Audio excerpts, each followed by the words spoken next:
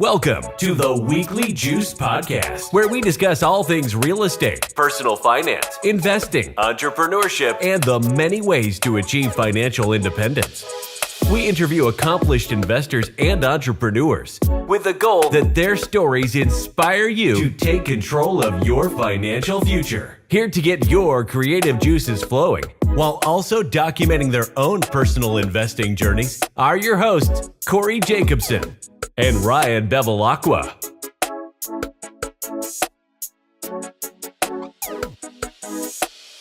Welcome back to the Weekly Juice. As always, it's your boys Ryan and Corey here with another episode. Today we interviewed Peter Taunton. He founded one of the largest wellness brands in the world with over 6,000 franchise and licenses across 3 brands in 28 countries, Lyft brands. Peter is most well known for franchising Snap Fitness. So I'm sure you've all seen this across the states and it's in multiple countries too. But basically he took a lifestyle wellness. It's a gym concept, but basically has them run 24/7, and there's only like one person that works in the gym. It's he kind of goes scaled it down to like smaller a smaller operation, smaller footprint. He talks about in the episode, but then also like the amount of locations. He's got a bunch. Yeah, and it's really cool to hear the inception story of this. It really started out where back when he was young, he was a racquetball player, sponsored, and he worked for a gym in Minnesota, and they ended up asking him to kind of like help revitalize the gym, and he ended up doing so, and then learning the skills he did there, he took it to one of the people that worked for that gym, I think, went over to take over another gym and needed some assistance. So long story short, he scaled it down from a bunch of pools and extra, I guess, racquetball courts and just like basketball courts, probably like a bigger, like a Lifetime Fitness is just a different square footage model. Yeah. Think about it. Like he kept saying footprint. Yep. But basically scaled down the model, smaller until you finally got a small Snap Fitness, right? Where people could just go into, once you became a member anywhere, and you could go to any Snap Fitness across the states. But it's so interesting. I have one in my little hometown back, small town. And I was like, I saw it before and I was like, I wonder if anyone uses that. Cause there was a big gym in town too. And funny enough, we don't have them here in Philly. I haven't seen one in Philly, but in the Northeast where you're from, they have them. Yep. Yeah. They definitely have them in the Northeast. And that's probably why we got connected up there. Peter has a story about, when he realizes like he made it, he was like on the golf course, talks about getting a $47 million wire transfer into his account and how he just his life completely changed. But, Peter is really, really good, like a really good business consultant. So he consults for a bunch of businesses now. He built it off of Snap Fitness. He does a acai bowl brand. So one of the things that he's done is just figure out how to take a business that's failing and then bring it to profit. He took the original business that he did before Snap was a gym that was losing $200,000, I believe. And then he brought it to making $250,000. So, this guy has seen, he's 61, right? Yeah. So he's seen all different market cycles, ups and downs. And the thing that I find most interesting is that a lot of people that we talk to that are really successful come from like just humble beginning backgrounds, one of 7. He said he grew up pretty poor. It's fascinating to me, like how you talk to somebody who went from that level to, he's worth over $100 million, maybe $200 million. It's like, it's wild. What I like that we went to in this episode was a lot of, it was tactful, but it was really talked about, and I know we kind of use this as like an overarching term, but the mindset of it, we talked about how he felt in certain situations, how he mitigated risk, and how he just attacked his days. And it's just so interesting to me. We like to come across a guy that's made $47 million multiple times, but what he did the next day and like how he started planning out his life and like what he did to help other people. And it's just so interesting because I think we've always thought about this, or at least Corey and I have. It's like, okay, like how do you know when you made it? And like, am I going to continue to strive for it? And Peter mentioned, he's like, listen, I just have this engine that keeps going. I like building businesses. It's what I'm good at. And I have a purpose there. And I know I can help drive the world further ahead with this. So I'm going to continue to do that. And, usually it's funny. I always think that when people make it to a certain point, or I always used to think this, they'd be hitting the beaches and they're just not doing anything. They don't never. They like the money. Name one person that means less to them. It's yeah. weird. I name one person that has made it, that has come on the show and said that they chill. 0. Nobody. So Peter's another one of those guys. He's really, really fun to interview. And he talks about, he is an open book. So it was great to get to know him. And without further ado, let's bring him in. Let's do it. When you have investment properties and tenants, you need a good system in place for collecting rent to make it easy as possible. And RentRedi can help you with everything. When you sign up for RentRedi, you can start adding your properties, inviting tenants, and creating charges. You can even set up automatic rent reminders and create auto late fees as well. For tenants, they can pay via ACH, card, or even cash using RentRedi's web and mobile apps. They can also use an automatic payment setup and sign up for rent reporting so they get rewarded for paying rent on time. RentRedi saves you time and hassle by automating rent collection, and you can manage everything from one dashboard. For our Weekly Juice listeners, RentRedi's given us a special 50% off for any RentRedi plan using our code WeeklyJuice at rentredi.com. That's RentRedi.com using the code WeeklyJuice. That's WeeklyJuice to save 50% off any RentRedi plan. Peter, officially welcome to the Weekly Juice podcast. Corey and I are so excited to have you on the show. As we mentioned pre-recording, we have followed you for a while now, and your background is very, very robust in the business world, and we're just so excited to have you on the show to kind of pick your brain a little bit and share your story with our listeners. So thanks for joining us. Hey guys, I look forward to it. I think this is my first interview with you guys, and as I said before, nothing's off the table, so the floor is yours. Let her rip. I love it. I think we're going to we'll get candid and talk about some of the trials and tribulations of an entrepreneur, making a decent chunk of change in your life and how to manage your life, which, maybe we'll ask some questions that not many people have, and just to get a peek behind the curtain later as we dive into the episode. But what I want to start with, if you're comfortable, is just take us back down memory lane, when you first started. And I personally know the story, but I'd like you to share for the listeners, when you started Snap, how did that journey begin, and your life into entrepreneurship in general? Yeah, I think that's a great question, Ryan. And I love to share my early on story, and I'll give you kind of a 20,000 foot view because it gives context to where it started. And look, make no mistake about it, I am living proof that the American dream is alive and well. I'm the youngest of 7 kids. I went to school in a 2-room schoolhouse, and I had an opportunity. My first break came when I was 22 years old to turn around a failing health club. And it was in my little hometown.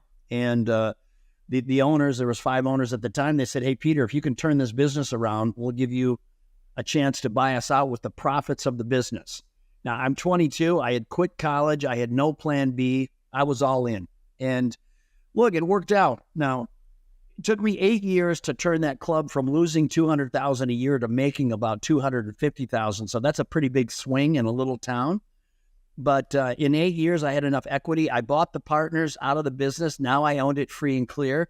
Now, I didn't know that was going to be my springboard to go on and build one of the largest wellness brands in the world. But that's where I started. That was my break. I took that business and leveraged it into additional clubs, and then about 25 years ago, started Snap Fitness, which really came out of doing a favor for a previous employee of mine, who when I sold a business, he went with the business. He was the manager, and he didn't like who I'd sold the business to. And he approached me 6 months after I'd sold the business. He said, "Look, I don't like who you sold it to.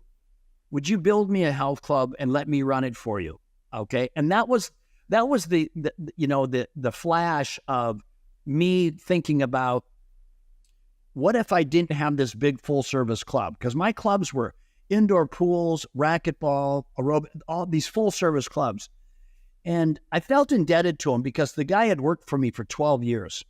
And I said, "Look, I'm going to start pulling things out." So imagine, you guys, if you had a puzzle, and the puzzle's in front of you, and you start taking pieces and throwing them over your shoulder. Like, for instance, one of the pieces of the puzzle is an indoor pool. You pick it up and you say, "That's really expensive. Not a lot of people use it." You toss it over your shoulder. So this club went from 40,000 square feet down to probably 3,000 to 5,000 square feet. Instead of 60 employees, I had 1 or 2. That was now, at the time, I didn't know it was going to be Snap Fitness. I was just doing this as a favor to this guy that I felt indebted to. Well, I built a club, and that club sold enough memberships. It was a small footprint, and it just had cardio, strength equipment, and selectorized equipment. So it was a very streamlined model. It was open 24 hours a day. You belong to one, you belong to them all. But keep in mind, there was only one. Okay, so anyway, I opened it up. I sold enough memberships in 90 days to cash flow it for the year. Now think about that. This thing was streamlined. It was really, the unit level economics was tight.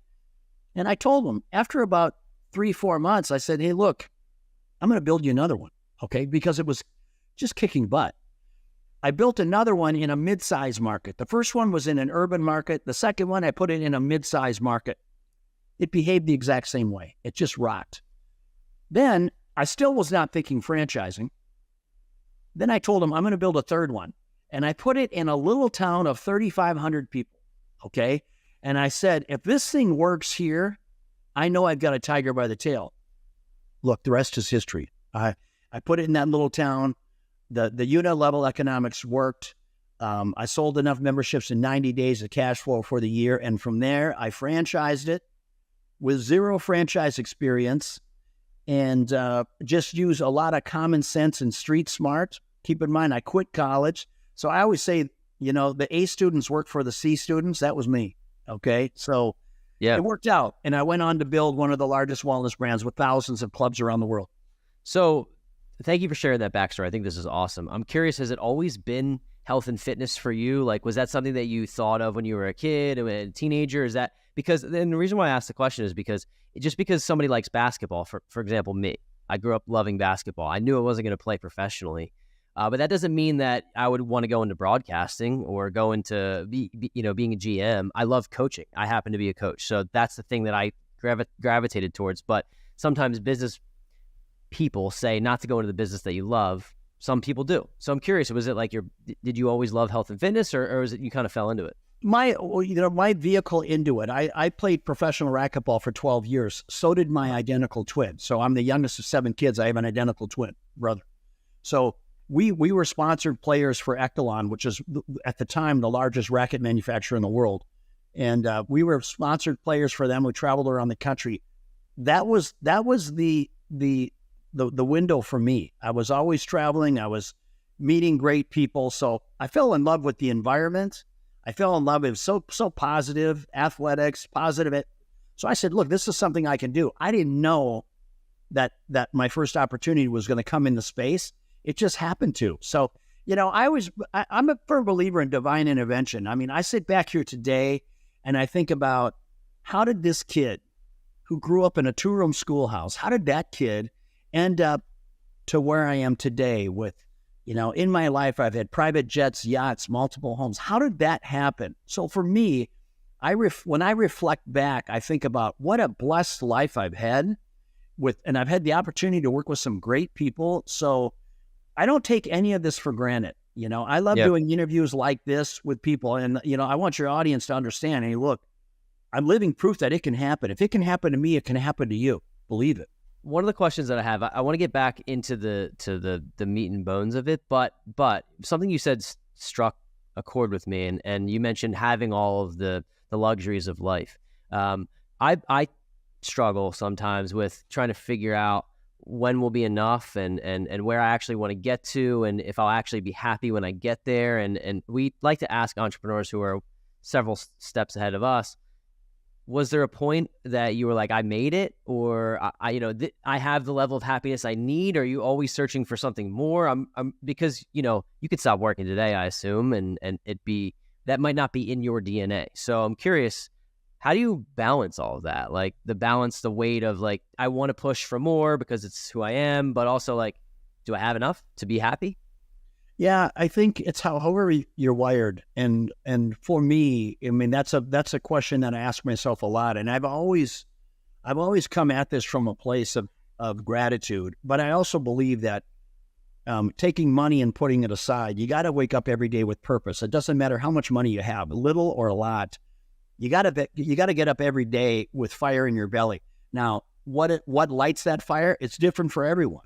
So, but for me, it always been creating business and making money.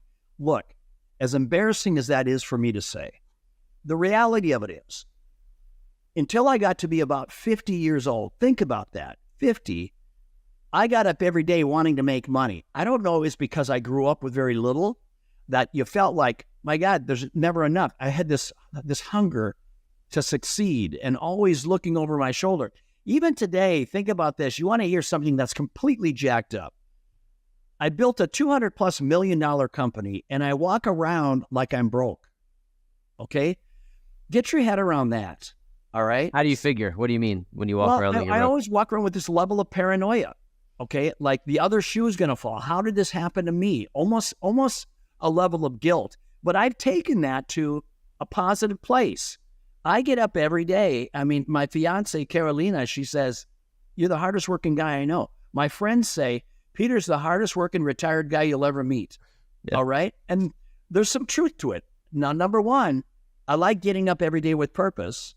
And that purpose happens to be driving companies. And when I stepped away from Lyft brands, you know, one of the first opportunities I had once it became public was to be a Forbes Masterclass instructor. So I have the opportunity to really work with some people and help them find their way, help them pivot later in life, help them find their way for some people that are lost through this whole financial, obstacle course that's out there. Yep. And so it's all good, right? So with that, we can get into what you sold the businesses for and can talk dollars too. And I know it's a large amount and it kind of parlays off of Corey's question, but it's like, at this point, you seem to find your purpose, right? You have the passion to wake up and do what you do, but what do you look forward to? Like, for example, I think some people always have something they're chasing, right? Like the Lamborghini or the house with the white picket fence or multiple vacations, or to be able to control their schedule so they can do what they want when they want. And the reason I'm asking this is like, there's some day that you woke up and you were like, whoa, I have the flexibility to do whatever I want when I want to do it. But you continue to go back to these businesses and continue to grind. And like, so I guess my question is like, there's never, it's that saying where ever the mountain peak, you get to the top, there's always another one, right? The false summit. The false summit, right? So for me, I'm like, do you look forward to something in particular? Like what is going to make you feel 100% fulfilled? Or do you just enjoy the hustle? Is that really what it is? Like that's your fire? Yeah. You know what? I think balance is important because the most valuable asset that I have, all of us have, is time. And it doesn't matter how much money you have. You can't buy more and you don't get less. So use them wisely, right? So for me, I make sure that I have balance in my life and I try to do the best I can with that. I mean, what does that balance look like for me? Well, part of it is I love growing companies. That makes me feel good. That makes me feel valuable. That makes me feel accountable. All right. So I love building companies. I try to make time for my kids, my family, my faith, my girlfriend, my fiance, and then for myself. Okay. So that's my little juggling act right there. And when I get too much water in one bucket and the other one's kind of when they get off tilt, then I got to take a step back and reflect a little bit about what I'm doing. So at 61 years old, I've learned balance. I've learned to keep things in check because you're right. I have the ability to get up and do anything I want. When I'm involved with companies, I'm making my schedule. Nobody's making my schedule for me. And so those are all important things to me. And I think even in the journey on the way up, a question that I get asked often is, Peter, what's your biggest regret? And it's as silly as it sounds. I tell people, I wish I would have danced more. And what I mean by that is through my journey, through the grind, I mean, the point of, am I going to make it or not? All right. That pivotal moment that for many people is years. All right. And during that time, I was so focused and so driven that, there were things that fell along the wayside. There were some beautiful friendships that I had through high school and college that just drifted away. And I take ownership in that look, you know what? I was too busy. I was too focused on chasing the dollar rather than really formulating some deep friendships and showing gratitude for some of the deep friendships that I had over the years. So that's what I mean by saying, I wish I had danced more. Look, you don't get a do-over. Okay. So you got to live with it. You got to get right with it. And I'm okay with it. If somebody said, hey, look, you get a do-over, that would be my do-over. But I can also tell you this, had I not been as driven as I was, I probably wouldn't be where I am today. And I can tell you this, my kids and my legacy, whatever that financial legacy looks like, however many hundreds or thousands of lives that I impact through my life, it's a result of that discipline and accountability that I held myself to for all those years. I really like that. And I think it's so important to talk about. I think about that often too. It's like my wife tells me all the time, she's like, you got to get better with your friendships. And I'm like, I've seen I don't know what it's called, but it's basically like go dark for 6 months and then wake up and, you'll be in a different place. But like, I don't mean to go dark, but I noticed that where the entrepreneurs like us are like type A people, you do get so laser focused and you don't even realize time flies. And when's the last time you checked up on so-and-so? And then like, honestly, like a year could go by. And, I've seen some of my friends from college and I see maybe every 6 months. That's a long time to wait to see someone. Like, are you checking in with them in between? And you have to, there's give and take in relationships, right? It's not a one-way street. And once you make it and you have all the money and the freedom to do what you want, who are you going to spend it with? And so I think that's just an important thing to highlight. And, I appreciate you mentioning it because not people will. They'll just be like, yeah, well, I made it and I'm taking care of my pack. But like those kind of are your pack too. And there's lots of nuances in there. And you know what, Ryan? It's, owning it. Here's the good news for me. First of all, my circle of friends is pretty small. Okay, look. And it comes from being a little bit guarded. All right. I've got a small circle of friends that are really in my inner circle. And then I've got my second ring of friends is a pretty broad ring. Okay. And they probably think they're in my inner circle, but really they're in my second tier. Okay. And then the third tier is ridiculous, right? But my inner circle, they know, I'm a pretty average friend. Okay.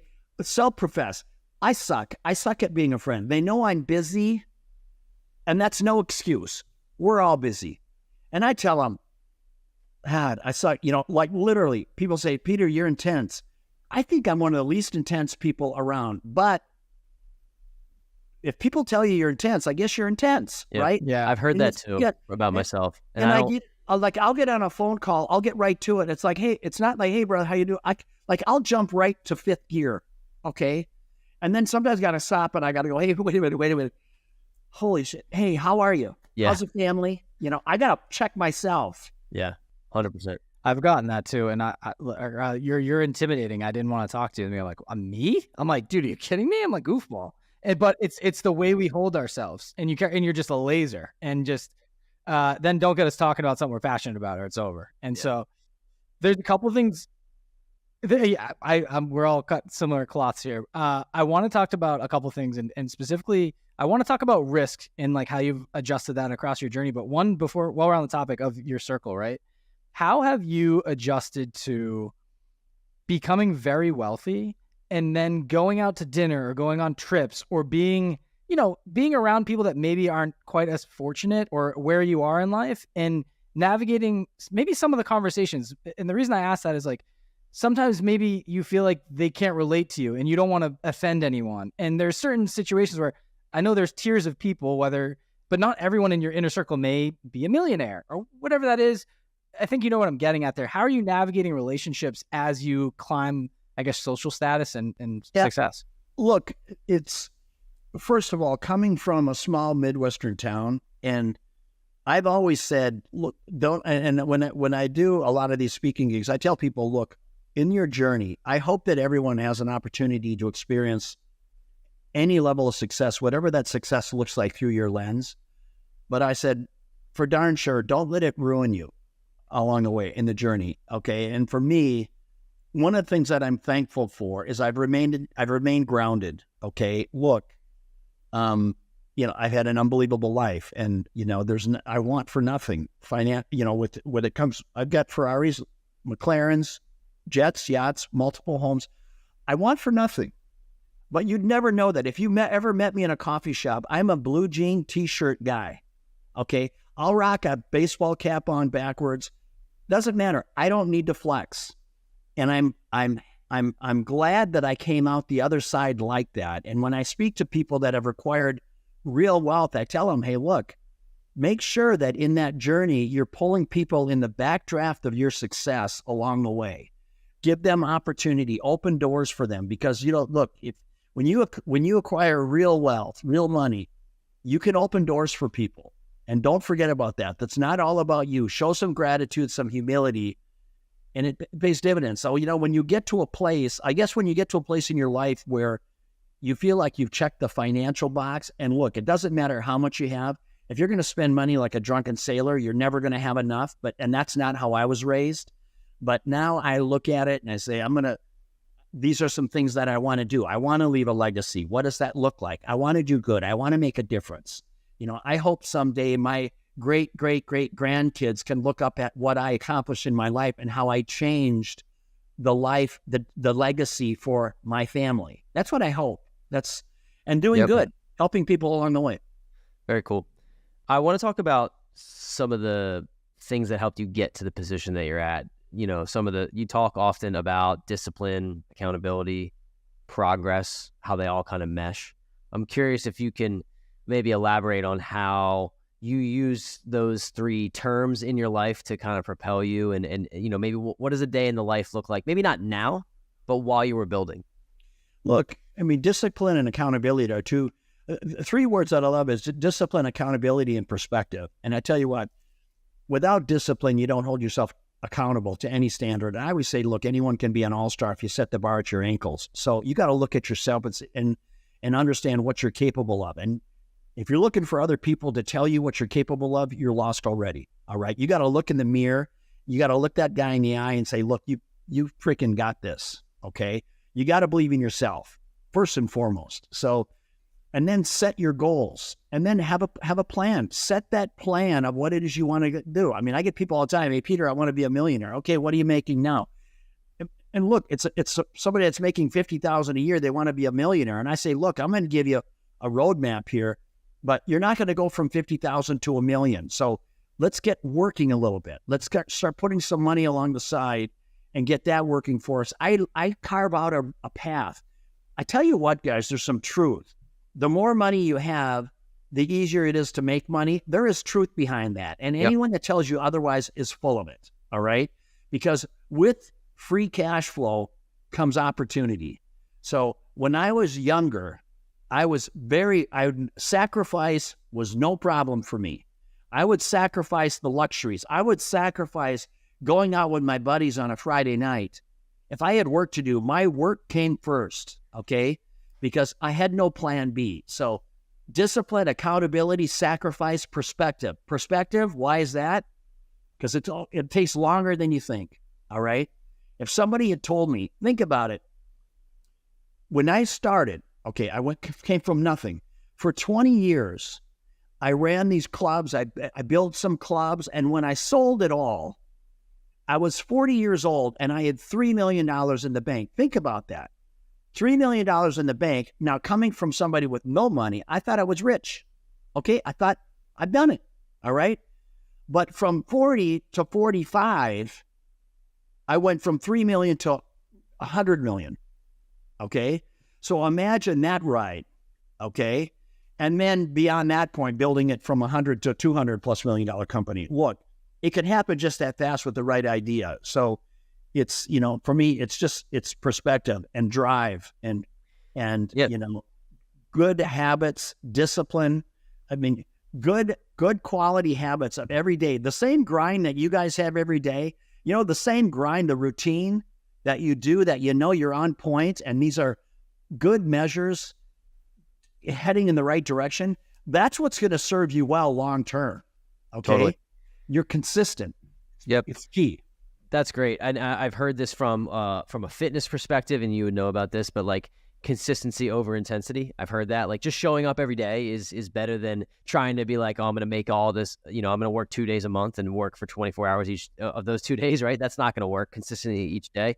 I know that you're driven, right? That's the entrepreneur, the head of the snake, the person who's going after it. That makes sense. But in order to build what you've built, you have to hire employees. You have to have people along the road with you that are willing to dive in, that maybe end up becoming entrepreneurs themselves, right? So there's a balance there. I'm curious, what recommendations do you have for people that are trying to bring on employees, and like, how do you find the right ones, and what were the traits that the ones that you hired, what did they have that helped you?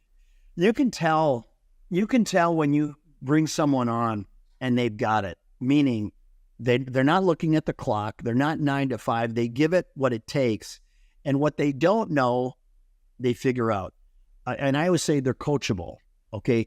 Human capital will make or break a company, and there's some truth in that. So for me, one of the many blessings that I've had over my 40-year business career is literally I've had a front row seat to watching people just evolve and watching employees buy their first home, get married, start a family, buy their first brand new car. I mean, those are remember you guys when you bought your first brand new car, that new smell, that new leather smell. I mean, right?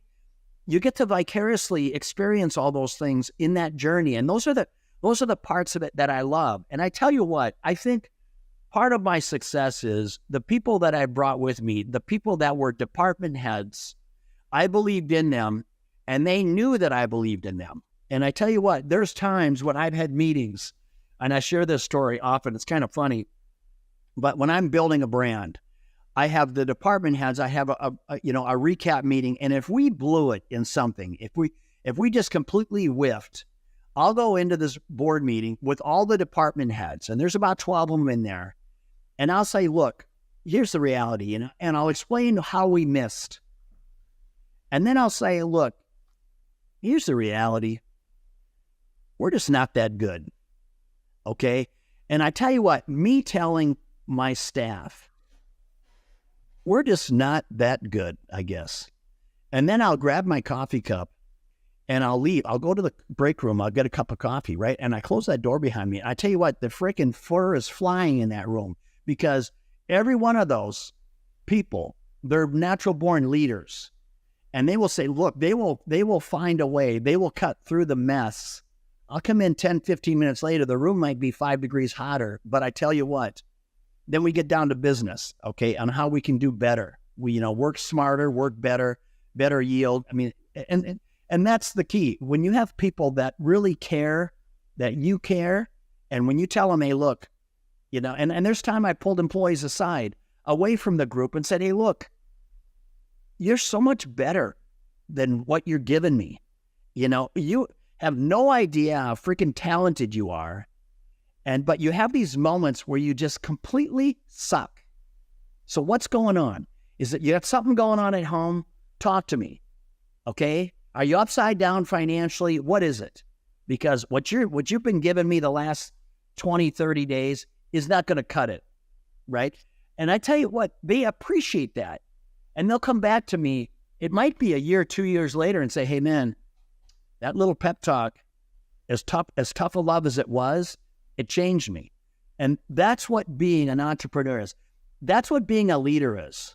All right. And I think it's too easy for people to wash people out, with the bathwater. I think you got to lean in and give people a shot and mentor. That's what mentoring is. So I love that. Going through this too, and I feel like we're like, I don't know, like midway through the stage here of hiring, but can you take us back to when you first started out? Did you take us through the hiring process, and not like so in the weeds, but for us, there's you hear the term solopreneur, right? A lot of people like us too, like run our own company. At some point, you're going to have to bring in employees. We've been kind of coached to, depending on the line of work, bring in a virtual assistant, right? Someone that's really cheap, but they can do like the menial tasks to free some time off your hands so you can go things that move the business forward. But then at some point, you're going to have to hire someone for $50,000 a year. Plus, can you talk to us about like, I know you took some of these wellness clubs off the ground before you started the franchises. How did you find the right people to put in the right spots and, navigate the books to find what you could spend and kind of plug the holes that were leaking, I guess, at that point? Every brand, here's an interesting point. Every brand I've ever started, I did it with grassroots. I've never gone out and raised capital. I always get suspect or suspicious of people saying, hey, Peter, would you like to invest in this company? And let's say that they're going to raise $500,000 or $1 million. I ask them, what are you going to do with the money? And they say, well, we're going to start hiring staff and we're going to start taking salaries. I'm the first one out. I'm out on that. Okay. I can tell you this, when you're starting a company, the first person you hire has got to be a utility infielder. Okay.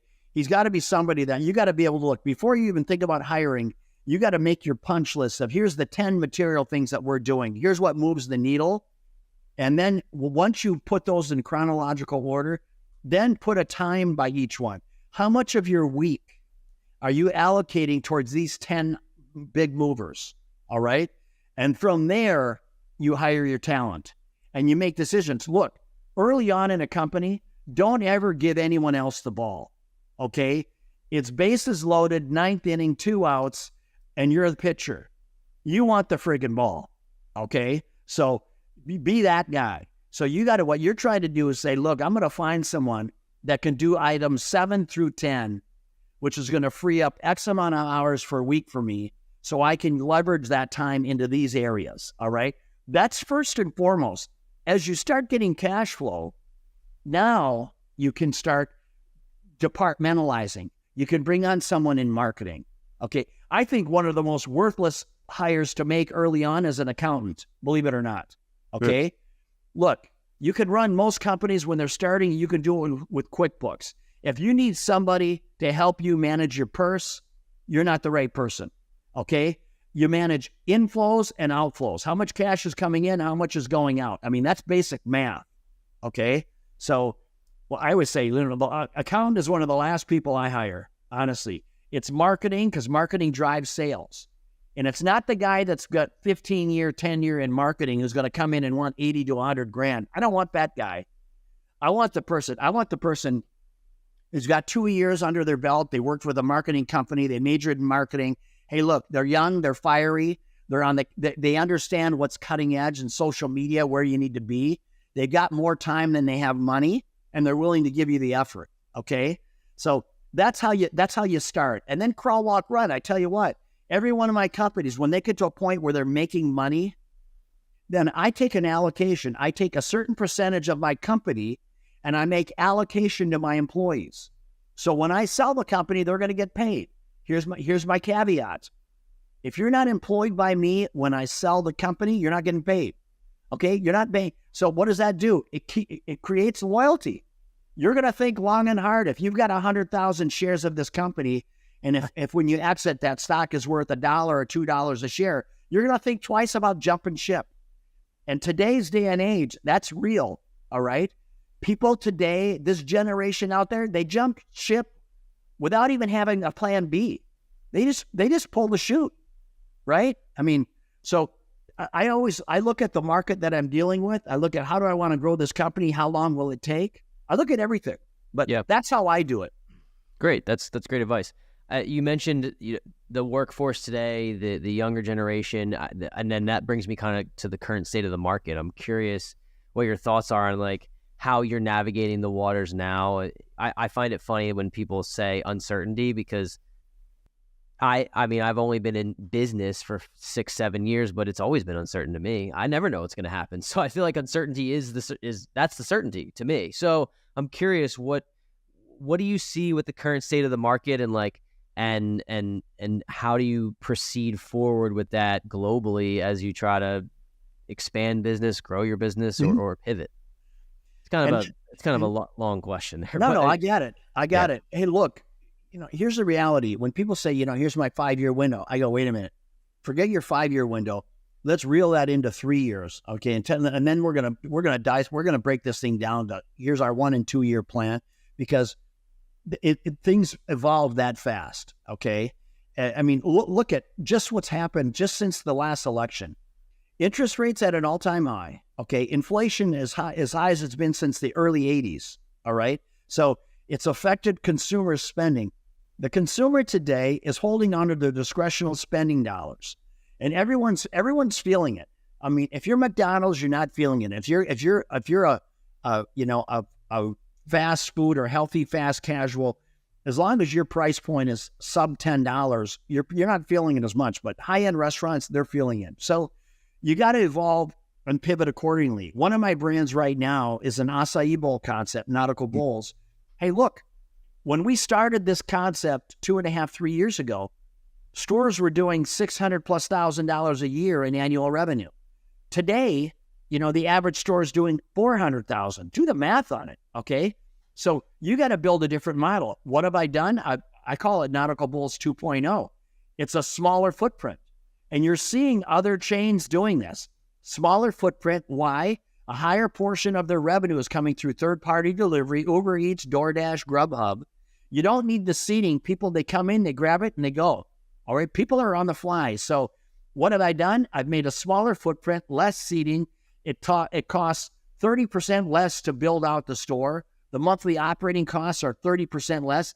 I've created a model where the unit level economics are going to work at $400,000 a year of revenue.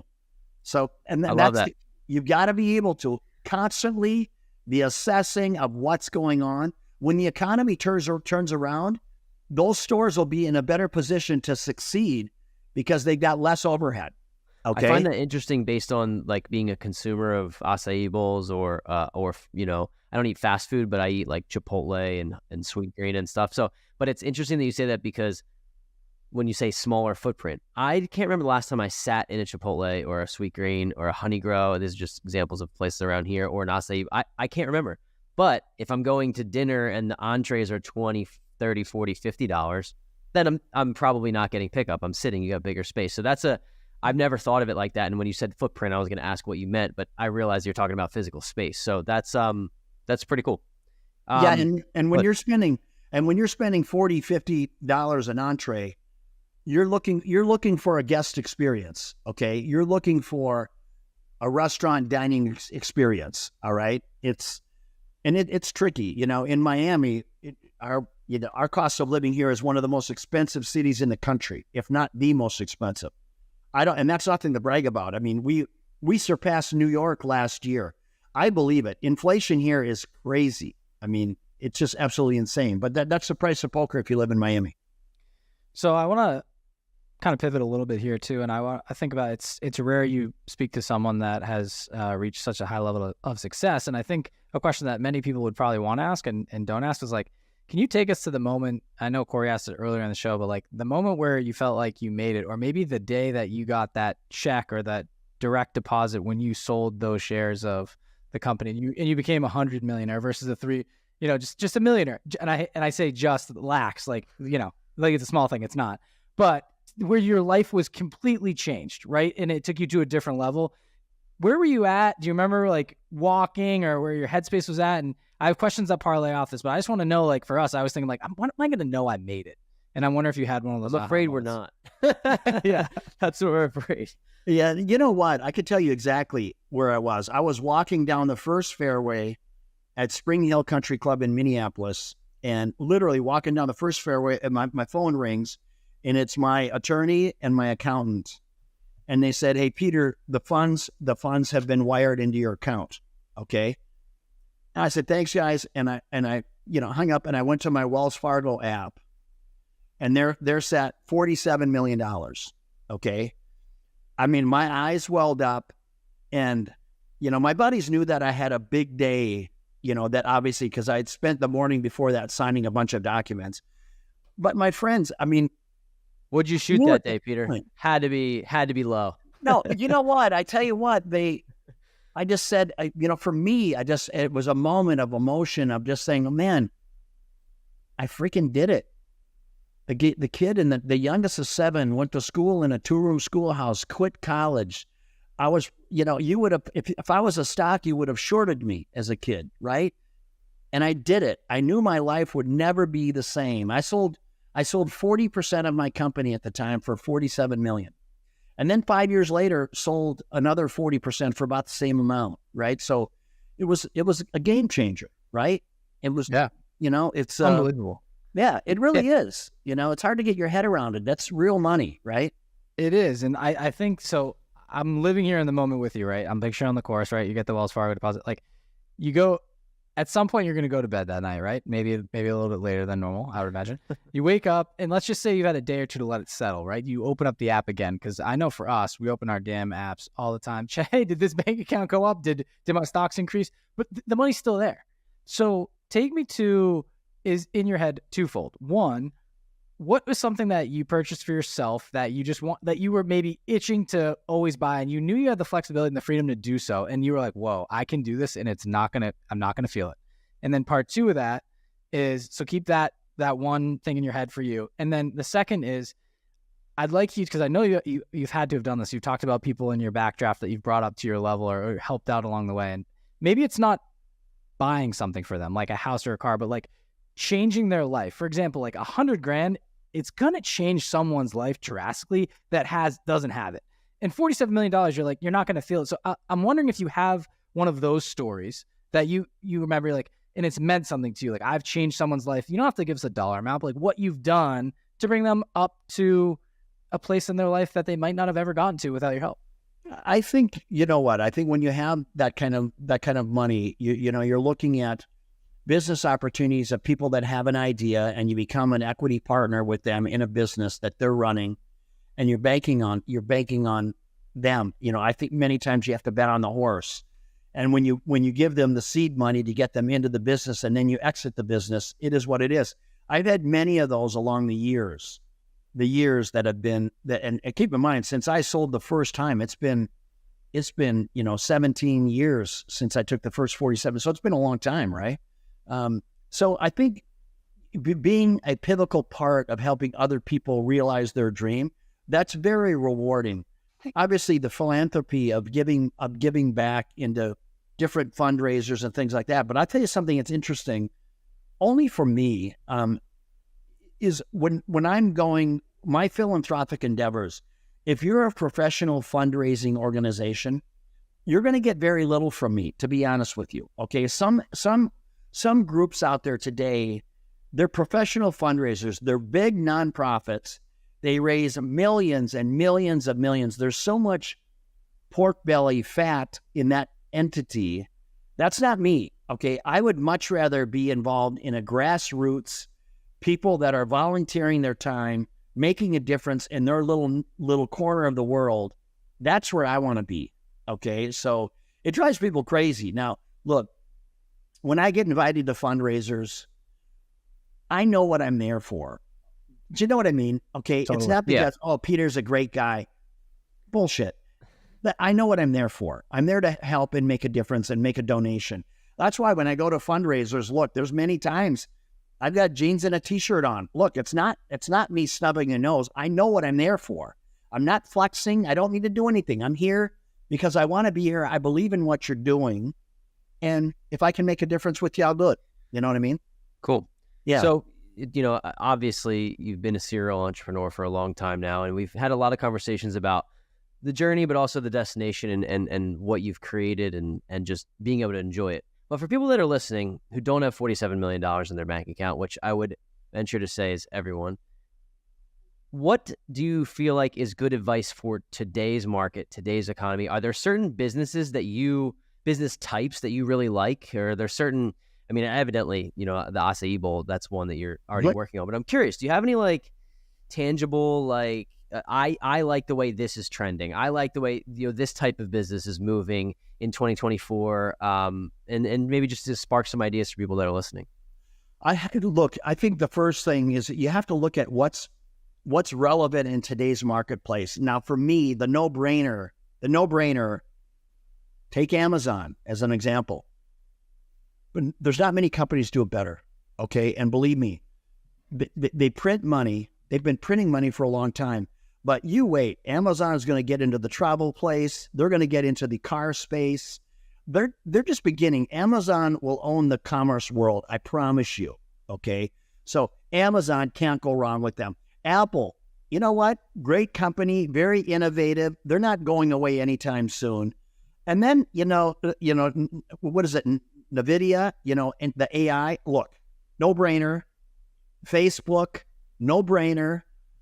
Google and Microsoft. Those would be my 6, okay? And honestly, if you just don't bet the farm, but if you took $100,000 and just bought equal shares of those 6 stocks that I just mentioned, you probably would have grown by 30% in the last year, all right? Yep. Here's the reality. And some people, they say, well, Peter, I'm not going to buy Amazon and buy, 30 shares. It's only 30 shares. I tell them 30% is 30%. Do you know what I mean? And I tell you what, I've done it. Those 6 stocks, I have that in my little play portfolio, okay? My little Robinhood account that I tinker around with. The other one, I think, Bitcoin when it was down at $16,000, look, It's upwards of 50,000 today. And, that's a good run. I don't own a ton of that, but I probably, but it's a good run. It's going up and to the right. If you believe that that's here to stay, then, so the punchline here, Corey, is, look, find things that you think are here to stay, okay? Not fads, not trends, but good companies that are fundamentally on point. And that's where you want to put your money. Now, if you like swinging for the fences, no problem. Then take 10% of your money for discretionary spend in the high flyers. And I tell you what, there's high flyers out there today that you can look at. It's going to be a longer hold. And if they make it, you might get a 10, 20x. Okay. Yep. So I'm a believer in that, but you got to remember it can go the other way too. So that's the reality of it. Cool. Last question for me. I'm curious about, now nobody has a what's a crystal ball, anything here, but how do you feel like the inflation aspect has affected businesses the most? Are there certain things that you're seeing that maybe the businesses that you run are able to pivot or cut costs, or like how are you combating it, I guess I would say, and maybe even on the smaller level too, with smaller businesses, because what is being reported as 8% or 6% or whatever it is, it seems from an average consumer that it's actually much higher. So I'm curious, is there anything that you can see in from a technical standpoint to help combat it or go against it? That's what breaks my heart, Corey. Being in the franchise space, you think about Nautical Bulls, we launched it 2.5 years ago, almost 3 years ago. We've awarded 192 territories. We probably have 80 franchisees. They got into this business when interest rates were relatively low, affordable. And now many of them are double A. They got SBA loans that are fluctuating interest rates. Many of them are 10+% interest rates, okay? So they can't raise their prices because you've got inflation hitting the consumer. So consumer is already holding back on their discretionary spend. So just thinking you're going to raise price is not the answer. Your cost of goods has went up, okay? A year ago, our cost of goods, believe it or not, was 45%. 45%. Today, it's 32%. It came down because we got creative in our buying. We're buying products from Brazil now, making bigger obligations to the supply chain, thus driving the price down. I have a quick pivot as we wrap up the show. So, first of all, thanks for everything so far. This has been super insightful, and I love your business acumen and just kind of the wisdom over the years. So thanks for sharing it with us. I mentioned to you earlier in the show, we are heavily focused on real estate. We haven't touched on it yet in this episode. I'm curious, over your time as an entrepreneur, investor, et cetera, like, have you invested into a portfolio of real estate? What are your thoughts on that? And just maybe let us know, we talked about your whole, I guess, lane of franchises and businesses you built and sold, and it's been amazing. Has real estate woven into that in any aspect? And if so, can you explain how? Yeah, it has. You know what? I don't have a lot of it now, but I used to have about 40 million of real estate holdings in apartment buildings and things like that. And I pivoted a little bit a few years ago, and I'm glad I did, because you know what? Interest rates are very high right now. So if you were if you got into real estate recently with the high interest rates, that's got to be a tough way to make those numbers work, because you got interest rates that are at all-time high, and then you got the consumer price index. I mean, think about it this way. If you made $100,000 a year in 2022, today that same 100,000, you'd have to make 112,000 to have the same spending capacity. Okay, and if you don't think that has come home to roost with people and their spending habits on what they can afford, I mean, it's had a big play. So for me, I'm kind of in the hold pattern right now on real estate. I'm not a big buyer. I need things to settle out. Personally, I think if you've got some dry powder on the sidelines, I think there may be some opportunity coming up in the next couple of years where interest rates soften up, or people have got completely blindsided, they're over-levered, that you might have some buying opportunities where you can pick up some real estate from banks that have gone through foreclosure. It may be there. I think the the risk is worth the wait, personally, for me, okay? But real estate has always been pretty good, especially rental stuff. If you can get a partner who is pretty handy, where you can go in early on. A lot of your listeners out there, if you've got 50,000, okay, you've managed to squirrel 50,000 away. So go buy yourself, a small home, because you can cover the deposit. All right. Get a partner though who's handy, and that person is going to get their equity by sweat equity. They can lay carpet, they can paint, they've got some landscaping skills. Put some lipstick on this home that you bought. Put it in a rental pool. So start renting it.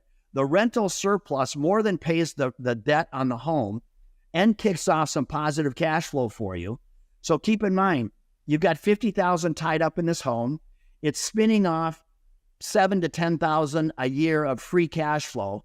You're paying down debt. You've got free cash flow, and your property value is going up. That's a great place for someone to start. Okay. And pretty soon, think about it, you have one. Then the next year, you buy another one. You wake up 5 years later. Now you've got 5 rental properties spinning off 20 to 25,000 collectively, right? Now you've got a machine, okay? And people say, God, Peter, they get so bogged down. They want to go from 0 to 100. They don't know how to get in the game. I tell you what, get in the game. If you don't have a lot of money, if you can squirrel 50,000 away, get that guy who's handy, and he's going to bring value to you by painting, laying carpet.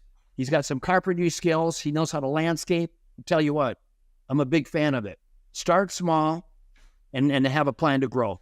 Well, Peter, you spoke basically about what we did in the beginning too. So that's how we got our start. And we realized that, when we were able to sell a property for, 1.7 times what we bought it. And, you even over a 4, 5, 6 year time frame, especially with inflation driving up housing prices, that stuff starts to add up. And then you're able to do syndications and you're able to raise capital. And before you know it, you have something small that's turning into something medium-sized. And that's where we feel Ryan and I are. So thanks for describing our start. That's awesome. I love it. Good for you guys. Yeah, thank you, man. So this has been a pleasure. This is, to talk to somebody who's done what you've done is we get to talk to a lot of cool people, but you're at a level that we strive to be at. So thanks so much for sharing your story with us. If people want to learn more about you, they want to get in touch, maybe just follow you on social media, like what's the best way for people to network and learn more about your story? Yeah, it's easy. You know what? Just go to my Instagram handle. That's the only thing I look at, by the way. So I don't take the time to look at LinkedIn or my Facebook. I go to Instagram because that's all I make time for. So just go to, it's Peter_Taunton, my last name, Taunton.